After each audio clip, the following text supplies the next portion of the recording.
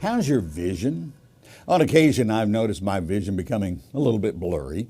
A visit to my optometrist usually results in a new prescription, new glasses, and sharper vision.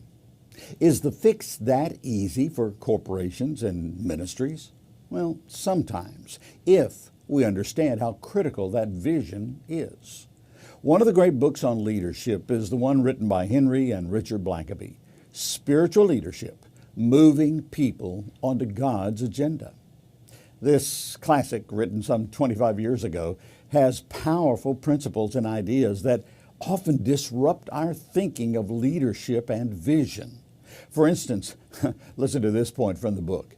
Jesus did not develop a plan, nor did he cast a vision.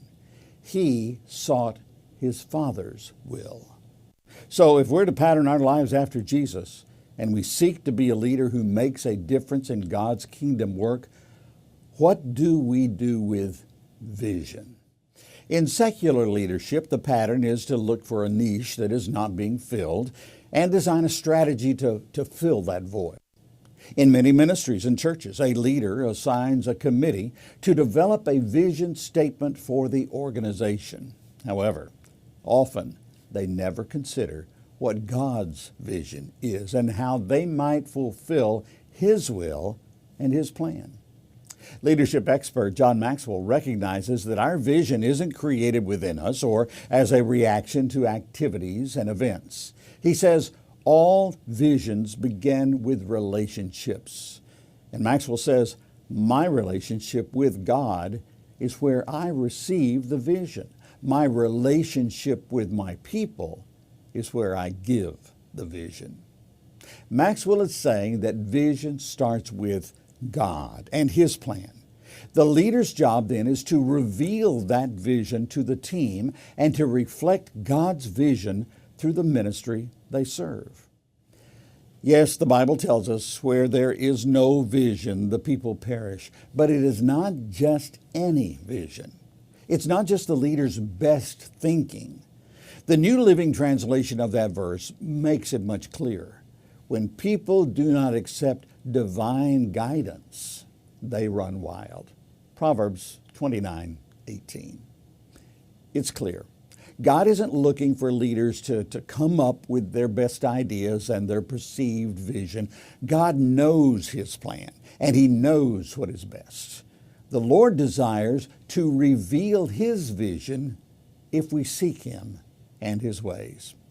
Blackaby sums up his teaching in a way that should be a clear and exciting revelation for those of us seeking to be effective spiritual leaders. He says, if Christians around the world were to suddenly renounce their personal agendas, their life goals, and their aspirations, and begin responding in radical obedience to everything God showed them, the world would be turned upside down. How do we know?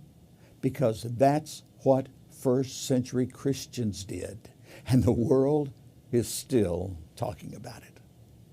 So, is your vision becoming clearer? You know, even Jesus had to set aside His own will and be subservient to His Father's plan. He said, Father, if you're willing, please take this cup of suffering away from me. Yet, I want your will to be done, not mine. Luke 22:42. We should do no less. If you want to know more about our global ministry that touches lives in over 45 countries, drop by our website, mediaalliance.net. And you can help us grow the ministry's impact by liking, subscribing, and sharing this video. Thanks. God's best.